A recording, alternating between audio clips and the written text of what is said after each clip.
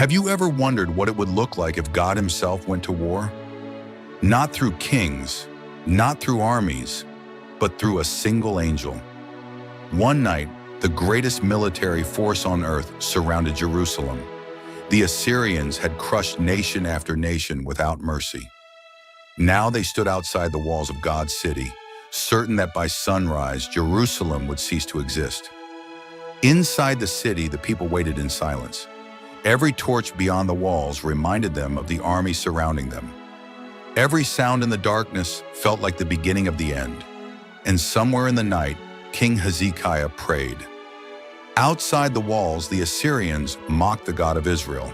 They laughed at the idea that heaven could save the city. But while men slept inside their tents, something was moving through the camp. No battle cry, no clash of swords, no warning, just silence, then death. By morning, the ground outside Jerusalem was covered with bodies. An entire army lay still beneath the rising sun.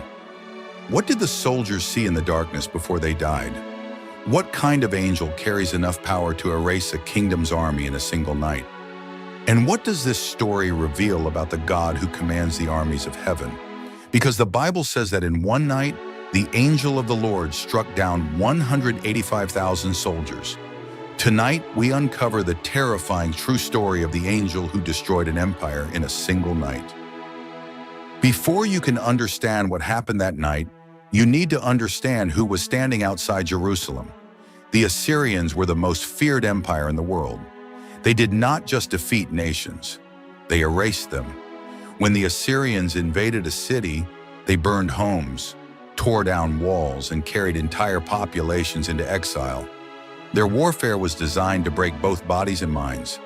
Kings who resisted were often humiliated publicly. Entire cities were turned into warnings for the next ones. Fear was not a side effect of Assyrian conquest. It was the strategy, and it worked.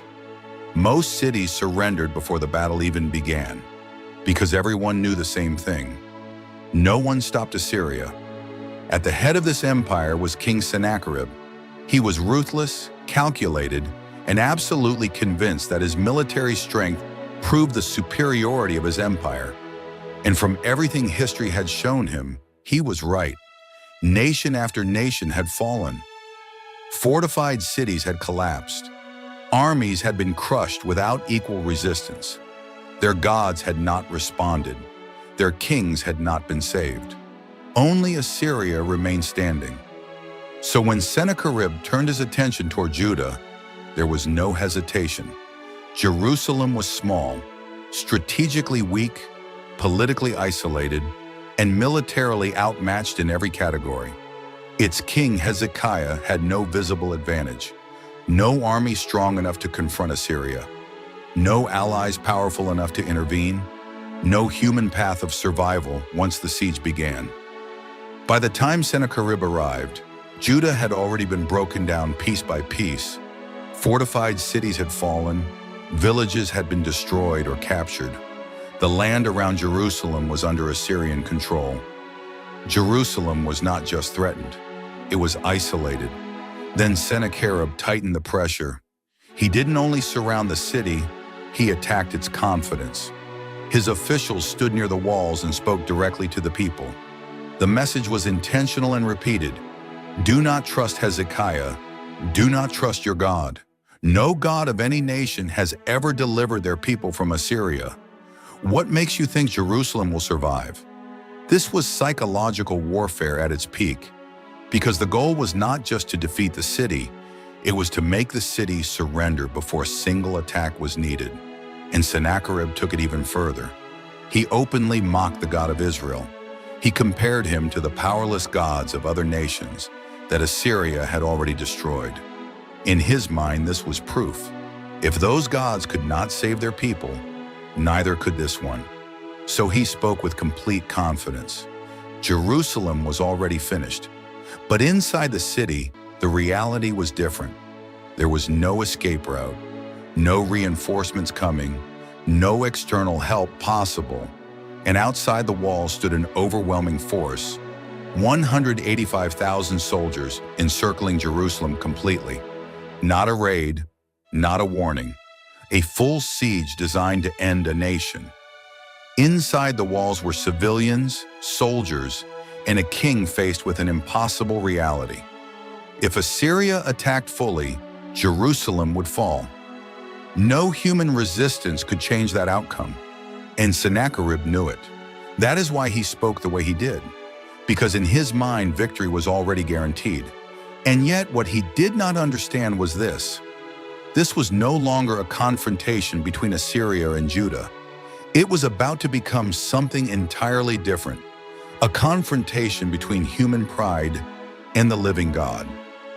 Inside Jerusalem, the situation was no longer theoretical.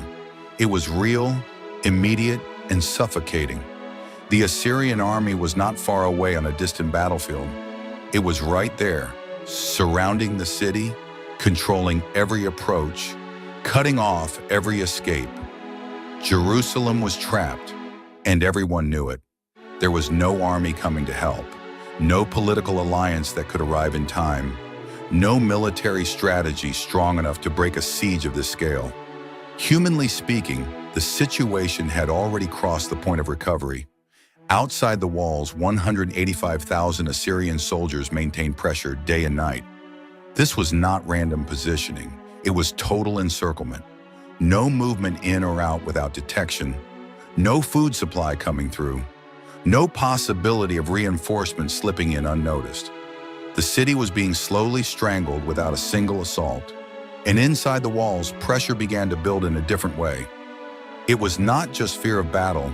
It was the awareness that time itself was turning against them. Every passing day meant fewer resources, less strength, more desperation. The Assyrians did not need to rush. They could wait, and waiting was just as powerful as attacking. Then came the psychological pressure. Sennacherib's officials continued speaking directly to the people on the walls, not to soldiers, not to leaders, to everyone listening. They repeated the same message in different forms. Do not trust Hezekiah. Do not trust your God.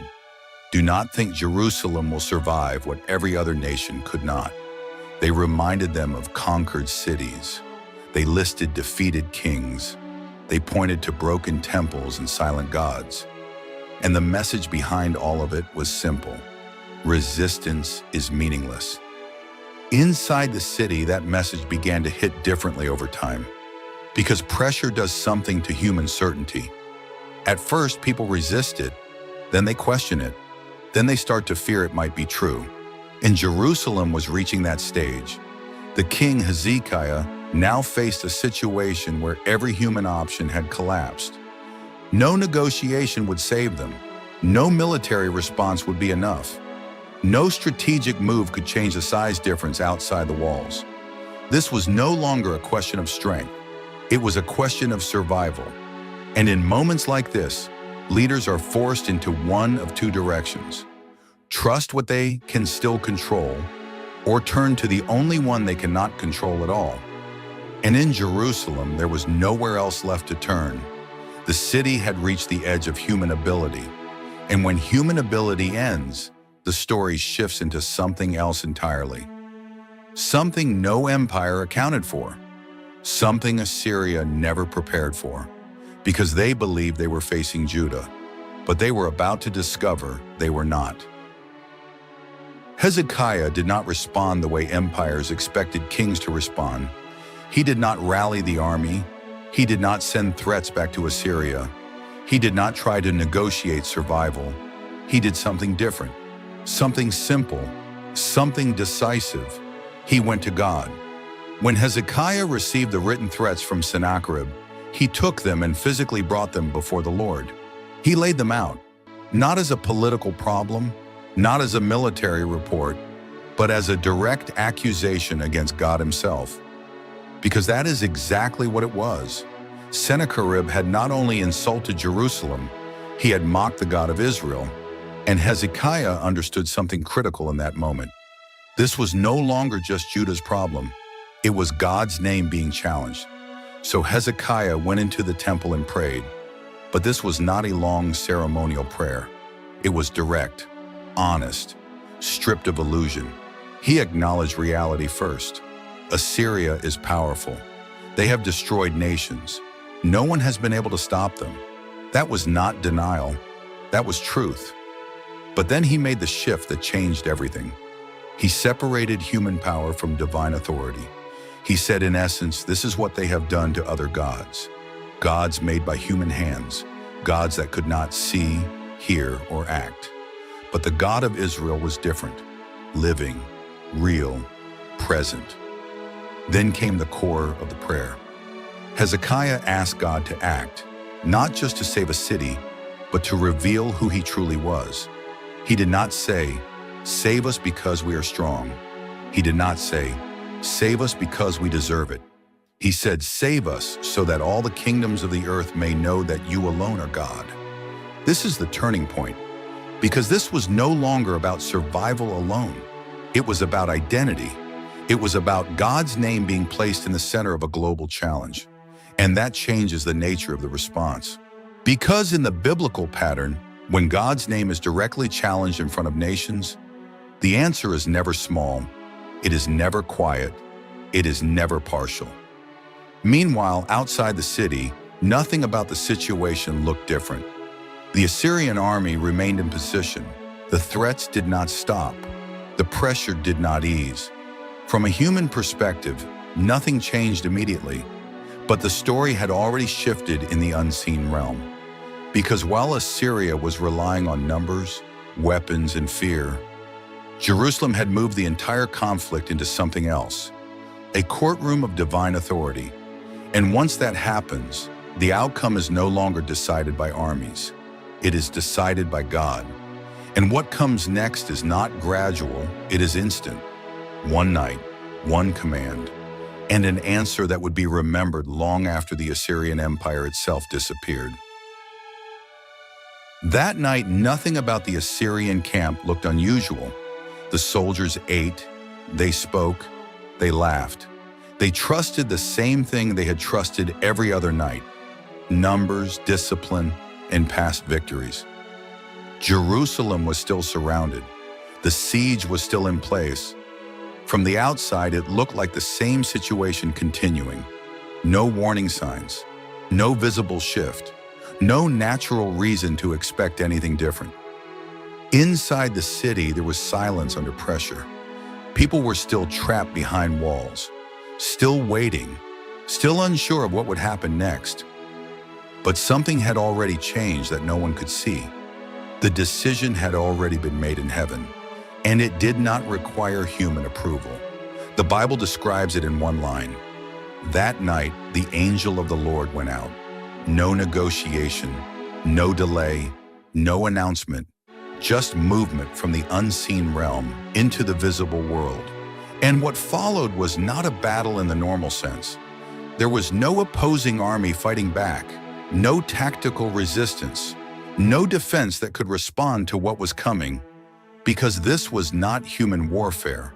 It was divine judgment moving through a sleeping camp. One by one, silently, the Assyrian army collapsed. Men who had conquered cities fell where they lay. Warriors who had survived countless battles never saw a battlefield this time. There were no reports of struggle, no recorded counterattack, only the outcome: 185,000 soldiers dead by morning. Think about the scale of that number. Not casualties across a long war, not losses over months of fighting. One night, one camp, one divine action, and an entire army erased. The most feared military force in the region did not retreat. It did not surrender.